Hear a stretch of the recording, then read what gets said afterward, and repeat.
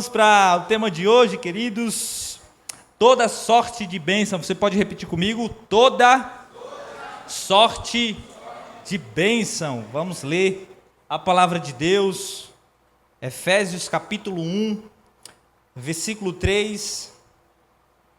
Do 1 ao 3, tá? Efésios capítulo 1, versículo 1.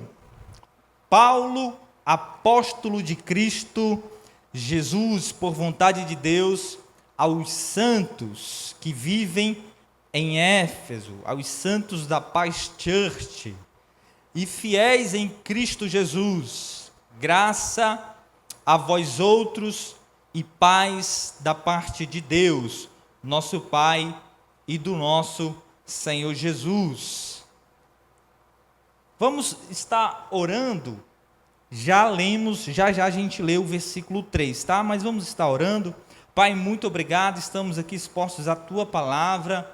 Eu peço para que o Senhor esteja nesta noite, início de noite, Pai, nos transformando com o poder da Tua Palavra, no santo nome de Jesus. Amém. Glória a Deus, queridos. Já vamos estar lendo o versículo 3, mas antes disso, deixa eu falar algo para vocês. Essa carta do apóstolo Paulo, que ele escreve ali por volta do ano 60, 62 depois de Cristo, muito provavelmente Paulo estava preso em Roma, naquela prisão de Roma, e ele escreve essa carta aos Efésios. Porém, a grande maioria dos estudiosos dizem que essa carta, eles chamam de carta circular, uma carta que não era somente aos Efésios, mas também ali algumas igrejas da Ásia Menor. Há essa concordância, até porque você observa que no início da carta, Paulo não faz nenhuma saudação particular a alguns membros da igreja de Éfeso. E nós notamos essa questão que é uma carta que vai abranger ali muitas igrejas direcionadas às igrejas na Ásia Menor. E você observa também que ela não tem uma correção em particular, tratando um problema de alguém, confrontando um pecado de algum irmão, não tem. É uma carta de uma profundidade teológica, tanto na sua ortodoxia, como na sua ortopraxia, ou seja, Paulo é profundo no seu ensinamento, mas também é profundo no que diz respeito a aplicar esses ensinamentos que ele está dando aqui para os irmãos. Queridos, essa carta é tão profunda, que William Hendricks, que foi um grande comentarista do Novo Testamento, ele vai dizer que Efésios é a coroa das cartas do apóstolo Paulo. Ela é sublime. Martyn Lloyd-Jones, um grande homem de Deus do século XX, ele também disse: a epístola aos Efésios é a mais mística das epístolas de Paulo. Em nenhum outro lugar ele atinge as maiores alturas. Eu concordo com esses homens de Deus. Efésios, fisicamente, nós podemos estar lendo aqui com os nossos olhos reclinados para baixo, mas a visão espiritual é como se estivéssemos olhando para o alto. Essa carta, ela é muito alta, ela é profunda, ela é sublime, como disse também Moody. E aí, queridos, falei para vocês já o contexto dessa carta, e vamos ler agora o versículo 3, tá? Bendito o Deus e Pai de nosso Senhor Jesus Cristo, que nos tem abençoado com toda sorte de bênção espiritual nas regiões celestiais, em Cristo. Vocês sabem aquele mar, aquele rio, lagoa, açude, que na beira já é fundo? Quem já teve essa experiência? Já está entrando no fundo. É aqui, queridos. O versículo 3, nós já estamos entrando no fundo. É profundo. Porque o versículo 3 ao versículo 14 é é um trecho contínuo, ele não tem parada. Se você tem uma Bíblia física, pode observar aí que não tem um ponto final, só no versículo 14 tem o ponto final. Por quê? Porque nós estamos diante aqui de uma doxologia. O que é isso? Uma expressão de louvor, quase que um cântico. Está muito claro isso. Paulo, ele começa bendizendo a Deus, mostrando os feitos do Senhor, as suas ações, e ele vai concluindo com a expressão de glória a Deus. Então, John Stott vai dizer que é uma explosão de louvor esse início. Seria bom realmente pregarmos aqui todo esse trecho, mas só o versículo 3 é que o Senhor realmente vai falar conosco aqui. É o intuito dessa mensagem, explorarmos esse versículo aqui, tá bom? Então, Paulo já nos convida de cara a bendizer o Senhor, a exaltar o seu nome, porque é Ele que tem nos abençoado. Quantos aqui são abençoados por Deus? Eu quero dizer para você que você não vai ser abençoado hoje, você já é abençoado, porque aqui o texto diz que Ele já nos abençoou. Então, na cruz, no sacrifício de Jesus, nós já fomos abençoados. Amém? Glória a Deus. Então vamos para o primeiro ponto da mensagem. Deus é a fonte de todas as bênçãos. Deus é a fonte de todas as bênçãos. Interessante, queridos, que logo no começo, em Gênesis capítulo 1, versículo 22 e capítulo 1, versículo 28, quando Deus cria a vida dos animais, a vida do homem, e antes desses seres, tanto os animais como o próprio homem, cumprirem o seu propósito, viverem de fato, antes disso, Deus os abençoa. Observe que o texto vai dizer lá em Gênesis capítulo 1, versículo 22 e o versículo 28, e Deus os abençoou e disse: sede fecundos, multiplicai-vos, enchei a terra. Então, antes de fato vivermos, praticarmos aquilo que é da vontade de Deus como propósito para a nossa vida, nós precisamos da bênção de Deus. A bênção de Deus, ela é fundamental para vivermos o propósito de Deus aqui na terra. Sem a bênção de Deus não dá, irmãos. Sem a bênção de Deus não dá. Então, o homem, ao ser criado, ele tem tudo o que é necessário para cumprir com o seu propósito. Ele tem a bênção de Deus, porque não adianta ter tudo nessa terra, se não tiver a bênção de Deus, não temos nada. Mas nós sabemos também que o homem, quando peca, a queda vem, o pecado entra no mundo através de Adão. A Bíblia diz que a maldição da morte também entra.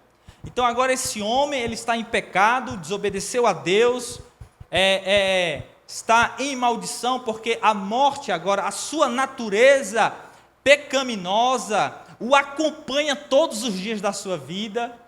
E o que nós observamos com a leitura do texto é que o homem, ao passar dos anos, cada vez mais vai se distanciando de Deus.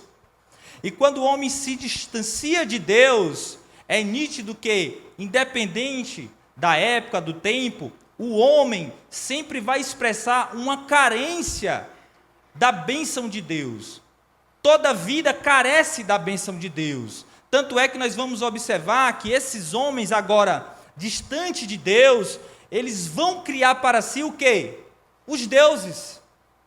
Por que eles querem esses deuses? Porque eles idolatram, porque eles vão, nesses deuses, buscar uma bênção. Então, tinha o Deus que abençoava com a fertilidade, era o Deus do dinheiro, era o Deus do prazer, e o homem correndo sempre atrás de uma bênção. É ou não é assim, queridos? O homem sem Deus, ele sempre está correndo atrás de algo que o beneficia. Mas se existe algo que nos beneficia de fato, é a bênção de Deus. Amém? Então, queridos, Paulo está escrevendo essa carta, e o contexto ali dos irmãos é justamente esse: um povo altamente idólatra. Você sabe que lá em Éfeso, né, que hoje é a atual Turquia, na época de Paulo, quem era a deusa do momento ali da época? Era a Diana, Artemis, né? Artemis, o templo de Artemis, que depois os romanos o ressignificaram como Diana, e os estudiosos dizem que o templo era uma das 7 maravilhas do mundo. A idolatria rolava solta lá em Éfeso. Então, você tem um povo que está ali, naquele contexto, altamente idólatra, buscando em deuses diferentes bênçãos. Se eu quero proteção, se eu quero ser bem-sucedido no meu trabalho, na caça, porque Diana também era a deusa da caça, da fertilidade, da natureza, eu vou recorrer a ela. E o evangelho chega em Éfeso, e ele gera uma confusão, atrapalha a idolatria. Vocês sabem que atrapalha o comércio, né? Quando Paulo chega para pregar, os ourives, eles começam a reclamar: olha, esse cara está trazendo prejuízo para a gente não está conseguindo mais fazer as nossas estaltas aqui de Diana, está sendo um problema.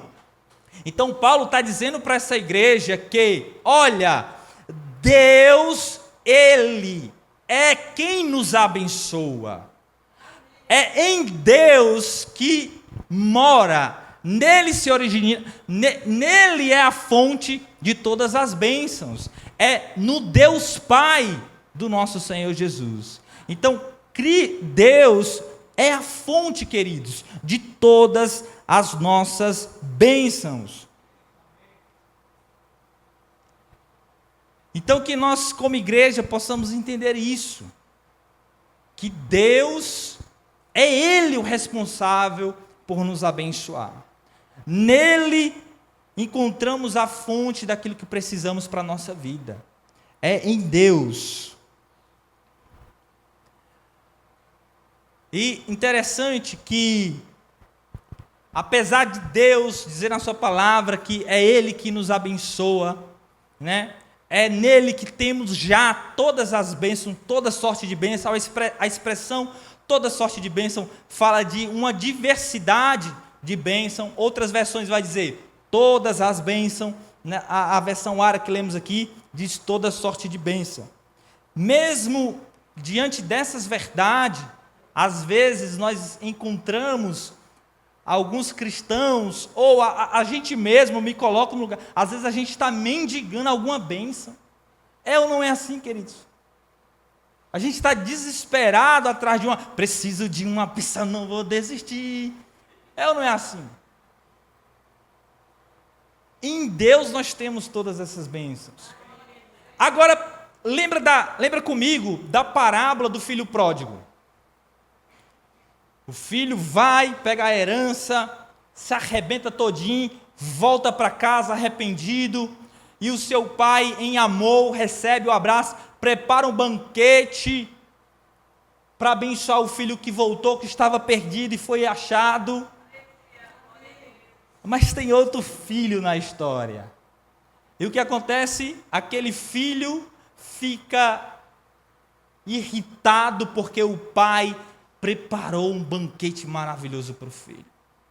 Então ele questiona: pai, eu estou aqui tanto tempo e o senhor nunca fez uma festa dessa, nunca preparou um churrasco desse para mim, pai? O que o pai diz para ele? Ô filho, vem cá. Você não sabe que tudo que eu tenho é teu?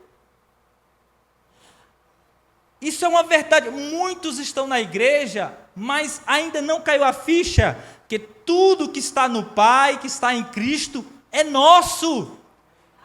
Uma das bênçãos espirituais que Paulo vai descrever aqui nesse capítulo ainda é a adoção. Nós somos filhos de Deus. Fomos adotados pelo Pai. co-herdeiros com Cristo. E tudo que é do Pai é nosso. Deus fala hoje para você: filho, tudo que eu tenho é seu. Você é filho, você não é servo, não é empregado, mas você é filho. Você pode usufruir de tudo que o Pai tem para você. Amém? Por que muitos não usufruem também? Gostaria de compartilhar com vocês essa frase do John Stott. Ele disse o seguinte: ainda temos que amadurecer em Cristo, sermos transformados na sua imagem e explorarmos as riquezas da nossa herança nele. Apesar de termos tudo no Pai, ter todas as bênçãos que nós precisamos da parte dele, Deus é Pai, queridos. Deus jamais vai colocar algo em nossas mãos se a imaturidade toma conta da nossa vida. Você que é pai, você que é mãe, você deixa o seu iPhone na mão do seu filho brincando para lá e para cá. Você coloca... Tem uma coisa que me dá desespero, é quando o Davi pega a minha carteira e começa a jogar os cartões. A gente não entrega na mão de criança aquilo que tem valor, aquilo que a gente sabe que ela não tem o entendimento e que ela não vai saber lidar com aquela coisa, porque ela é imatura. Então nós somos chamados para um caminho da maturidade, para quê? Para usufruir de todas essas bênçãos de Deus. Porque Deus não é irresponsável, queridos. Deus não vai colocar algo em nossas mãos se ainda somos imaturos. Eu sou filho, mas o caminho do filho tem que ser a maturidade. Olhar para Jesus como espelho, o meu Senhor, buscar a maturidade, o caminho da perfeição, como Paulo diz. Amém? Então saiba disso, Deus, Ele é a fonte de todas essas bênçãos e Deus é nosso Pai. Você como filho, você tem direito a essas bênçãos. No entanto, também temos que buscar o caminho da maturidade para usufruir dessas bênçãos. Glória a Deus, vamos para o segundo ponto. Bênçãos espirituais.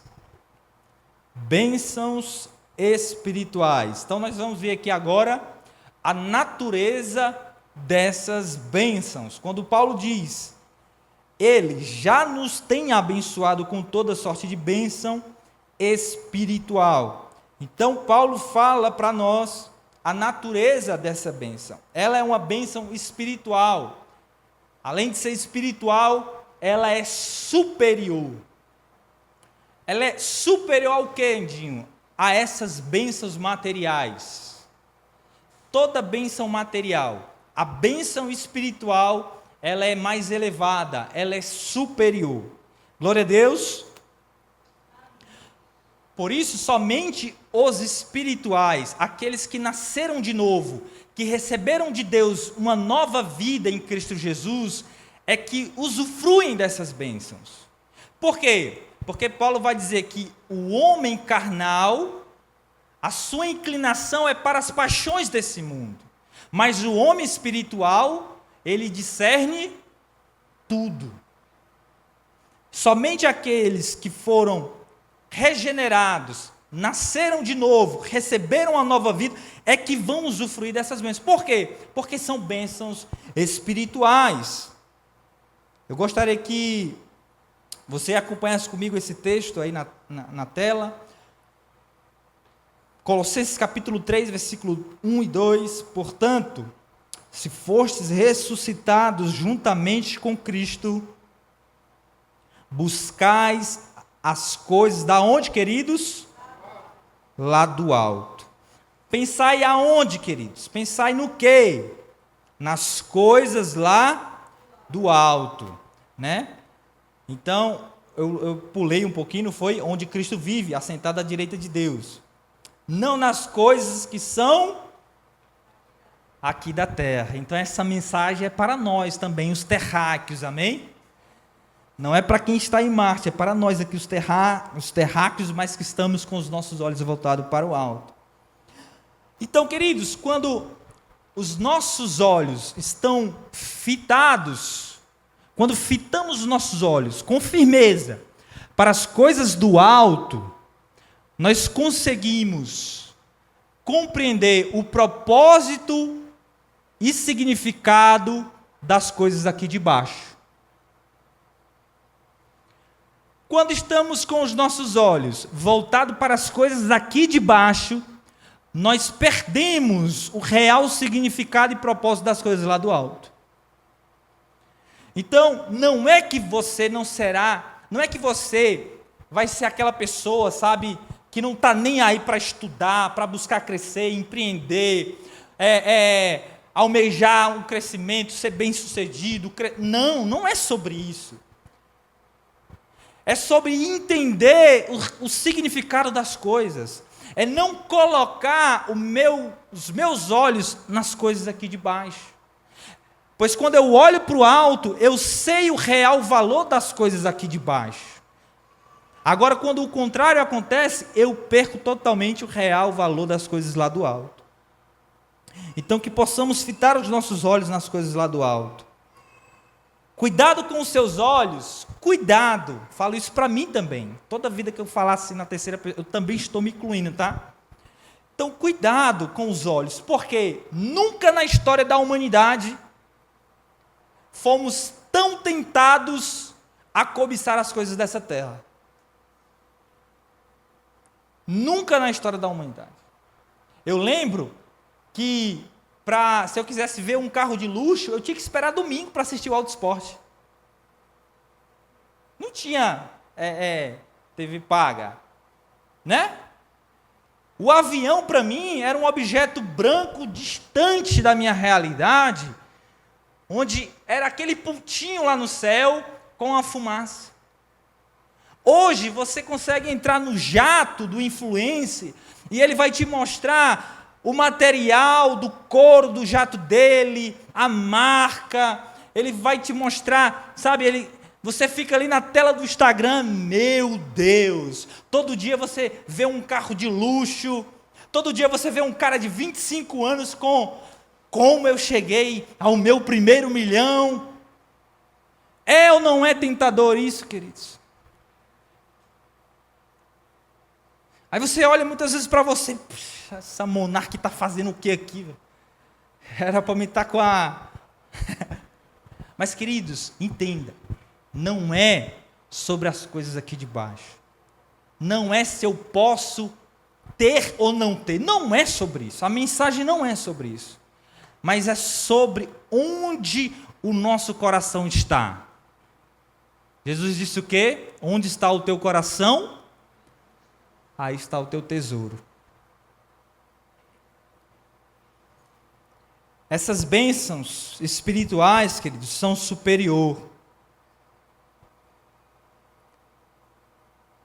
Quanto custa a maior e mais bela mansão do Brasil?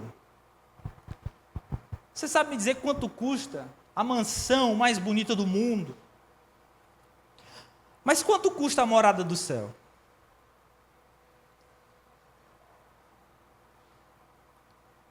Quanto custa um milagre? Alguém sabe me dizer quanto custa um milagre? Pergunte para aquela mulher do fluxo de sangue, que gastou todo o seu dinheiro na medicina e não teve o seu problema resolvido.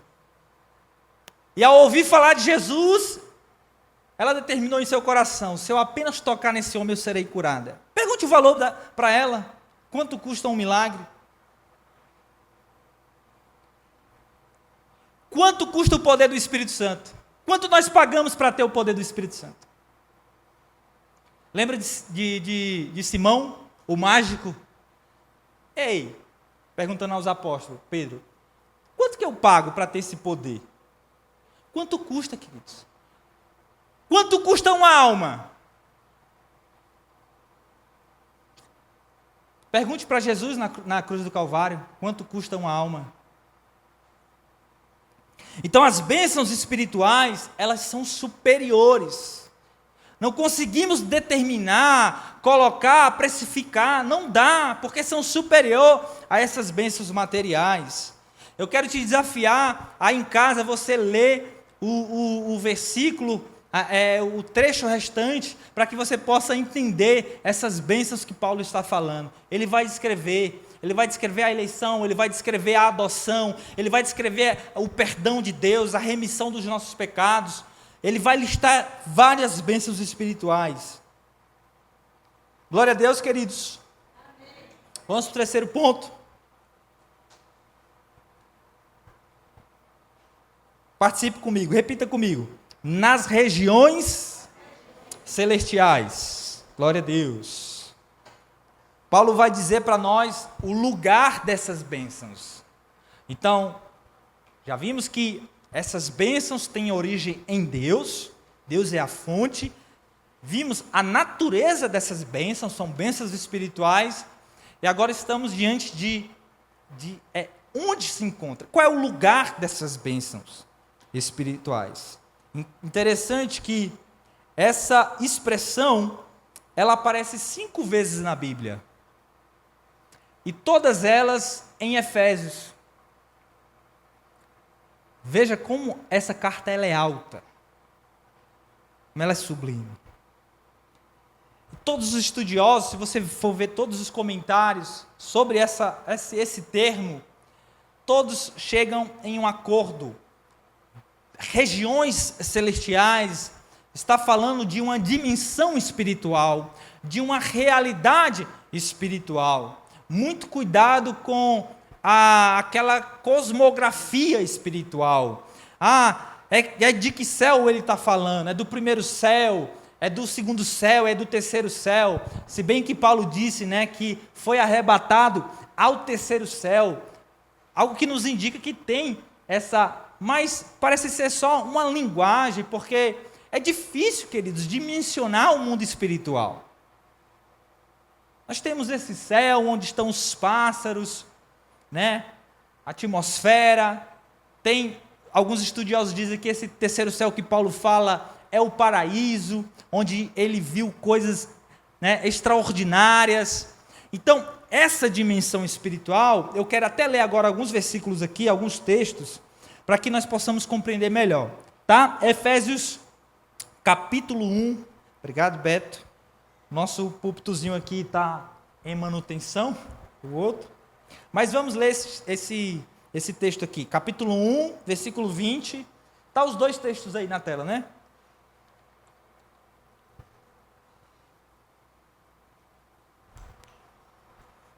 Diz assim a palavra de Deus: olha, esse poder ele exerceu em Cristo quando ressuscitou dos mortos e os fez assentar-se à sua direita, aonde, queridos?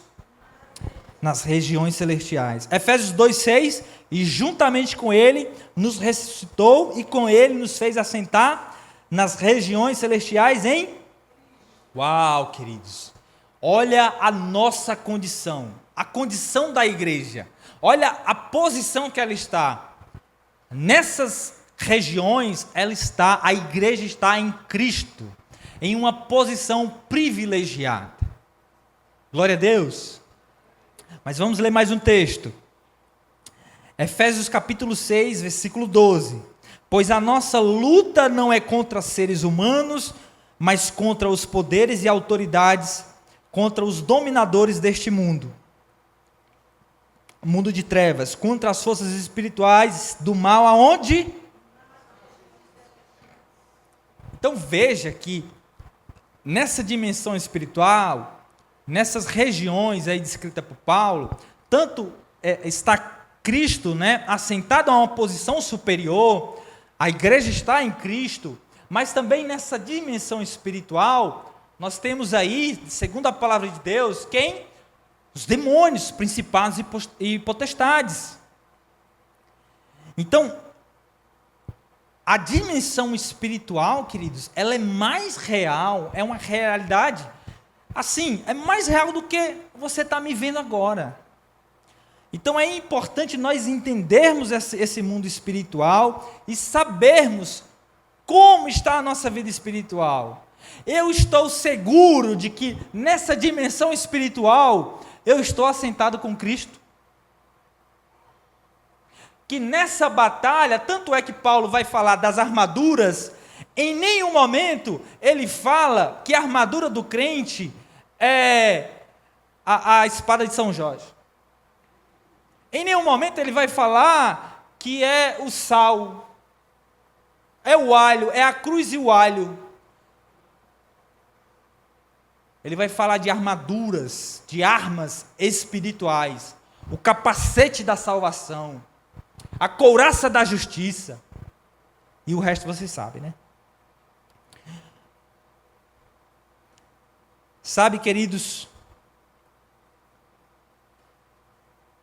essas bênçãos estão asseguradas em Jesus.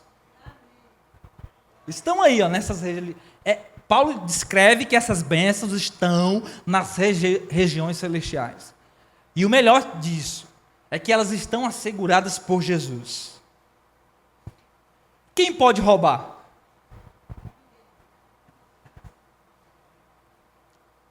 Banco Central, um dos bancos mais seguros do mundo. Sou de Fortaleza. Quem lembra do assalto ao Banco Central de Fortaleza?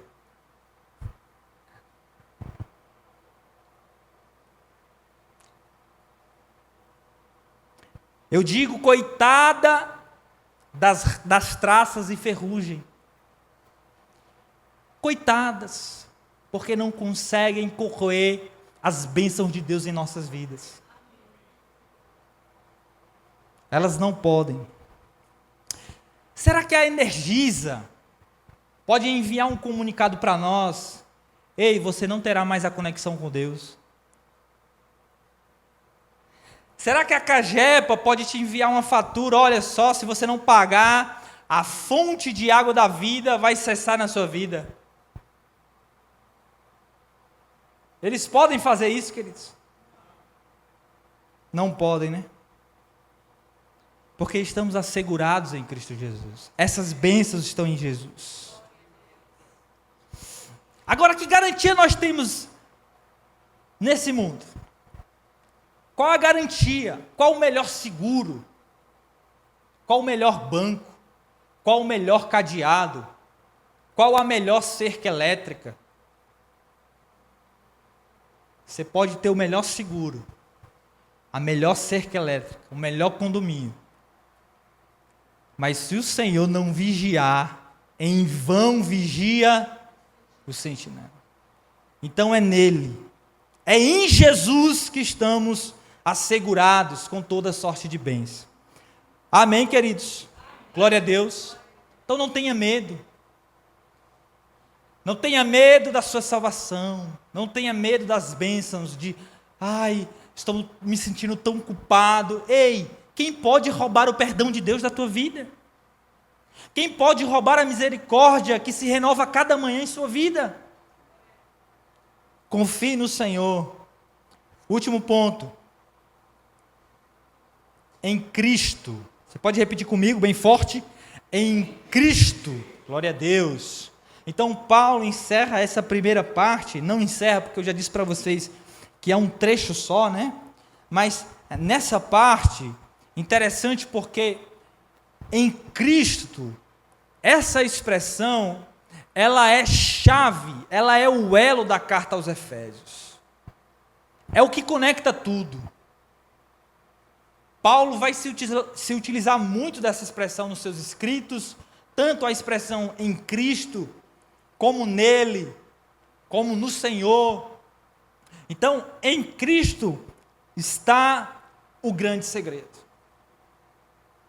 Essa é a chave. Em Éfeso, já falei para vocês, uma cidade altamente idólatra, vários deuses. Então, ali há um povo que está olhando para um Deus conforme sua necessidade. Então, se eu preciso de ter um bom parto, uma boa fertilidade, eu vou até Diana. Então, se eu quero segurança nas guerras, batalhas, eu vou cultuar os imperadores, porque os imperadores eram cultuados em Roma. Então, para cada necessidade, eu olhava para um Deus, no contexto de Éfeso. E Paulo está escrevendo a esses irmãos que essas bênçãos estão unicamente, exclusivamente em Cristo. É em Cristo que reside toda a bênção que nós precisamos. Importante dizer isso, queridos, porque mesmo nos dias atuais, observamos várias pessoas se dizendo cristãs, buscando as suas bênçãos em diversas fontes.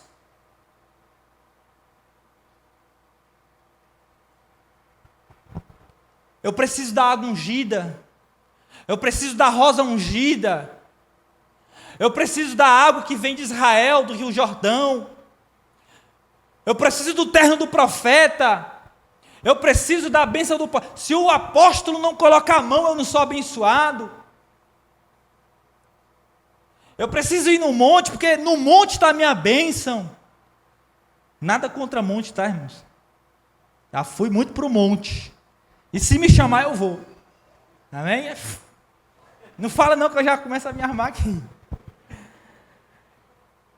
Mas quantas pessoas... Muitas vezes que eu subi ao monte da Sabiaguaba, lá em Fortaleza. Quem já foi em Sabiaguaba? Irmão, vocês precisavam ver. Tinha uns crentes que com a capa branca e atrás escrito assim, ó, caçador de demônio. Era tanta coisa, irmãos, que eu via ali naquele lugar. E parece que tinha alguns crentes que só era cheio de Deus lá no monte. Só era cheio do Espírito Santo lá no monte. Porque quando a gente voltava para o nosso bairro, oxe, cadê aquele crente lá? Então, nós precisamos entender que é em Cristo, é nele, irmãos, é somente nele. Não há outro, é em Cristo Jesus. Nele nós estamos seguros, como eu falei. Em Cristo. Quantas pessoas acham que é o sal de trás da porta que vai guardar a casa dela? Irmãos, apareceu uma arrumação esses dias, crente enterrando a Bíblia. Alguém viu isso? Crente enterrando a Bíblia, para quê? Um monte de gente precisando de Bíblia, enterrando a Bíblia em casa, nos quintal. É o quê? É macumba gospel, é?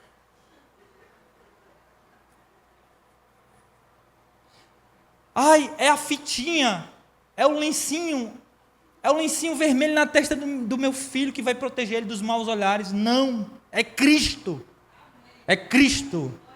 a nossa proteção. É nessa dimensão espiritual, onde muitos têm medo, é nessa dimensão que o crente tem que ter a maior confiança, a maior, no que se trata ao mundo espiritual. Você deve ter uma confiança assim, mas 100%. 100%, porque nele estamos assegurados. Nas regiões celestiais, assentados com ele. Aqui, irmãos, sabia que crente também sofre acidente? Crente também, já caí de moto umas 3 vezes. Sou crente. Nesse mundo terreno, a nossa segurança não é lá essas coisas. Cristo está nos guardando sim.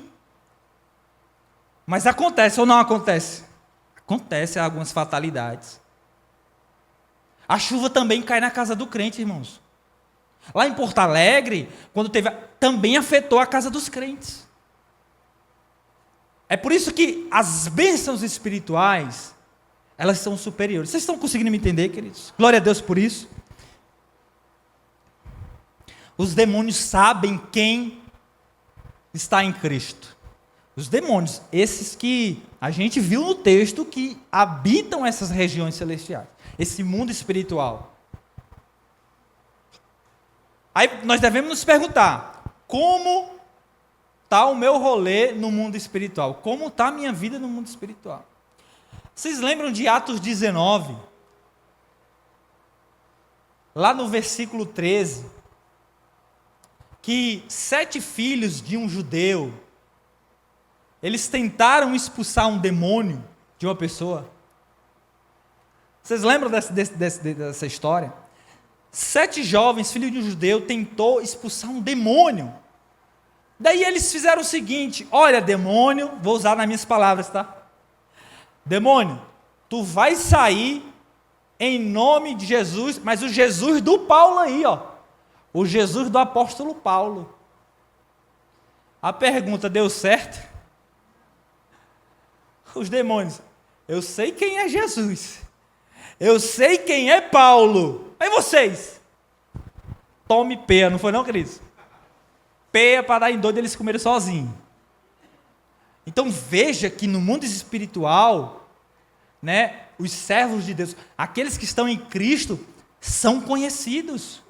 Então se você está em Cristo Jesus, irmão, não tenha medo de nada. Glória a Deus.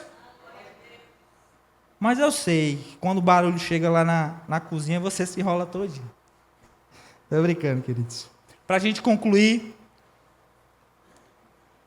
pode subir aqui se quiser já. O louvor também, pode ficar à vontade. Pode subir aqui a tela, se quiser, ficar à vontade. Gênesis 15, para a gente concluir.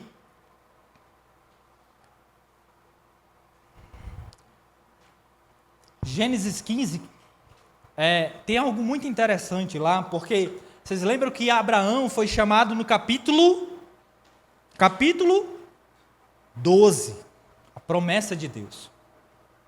No capítulo 14, nós observamos a batalha dos reis. Quem lembra dessa batalha? Os 4 reis contra os 5 reis. E um desses reis invadiram Sodoma. Quem estava lá? Ló. Levaram Ló, sobrinho de Abraão. Abraão ficou invocado. Vamos lá, venceu a batalha. Pegou o sobrinho de volta. No capítulo 15, a guerra acontece no capítulo 14. No capítulo 15, eu quero ler para vocês o que Deus disse a Abraão. Olha como começa o versículo.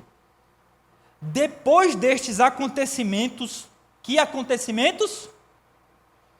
A guerra, certo? Veio a palavra do Senhor a Abraão, numa visão, e disse: não temas, Abraão, eu sou o teu escudo, e teu galardão será sobremodo grande. Penso eu, depois da guerra, Abraão, rapaz, minha vida ficou por um fio, e nada do menino chegar, nada de Isaac aparecer. Penso eu, né? Olha o versículo 2. Respondeu Abraão: Senhor, Deus, que me haverás de dar, se continuo sem filhos, e o herdeiro da minha casa é o Damasceno? Disse mais Abraão: a mim não concedeste descendência, um servo nascido da minha casa será o meu herdeiro. A isto respondeu logo o Senhor, dizendo: não será o teu herdeiro, mas aquele que será gerado de ti será o teu herdeiro. Então conduziu até fora e disse: olha para os céus e conta as estrelas, se é que podes. E lhes disse: será assim a tua posteridade. Ele creu no Senhor, e isso lhe foi imputado para a justiça. Quando Deus fala com Abraão, a pergunta dele: o Senhor ainda vai me dar? Porque não parece, ele não chegou ainda, está demorando essa promessa. Quantos de nós estamos assim? Passamos por uma guerra, e aí, Senhor? E a minha bênção? E aí, Senhor, a promessa? Mas Deus pega Abraão. Vem cá, Abraão. Não vai ser assim como você está falando. Não vai ser o seu servo. Não é assim. Essa não foi a promessa. Vem cá, vem aqui fora, Abraão. Olha para os céus. Veja se você consegue contar as estrelas. Porque Isaac, queridos, A promessa de Deus a Abraão não é simplesmente sobre Isaac. Porque Isaac não tem o poder de abençoar todas as nações da terra. Porque em ti todas as nações serão abençoadas. Essa promessa é sobre Cristo.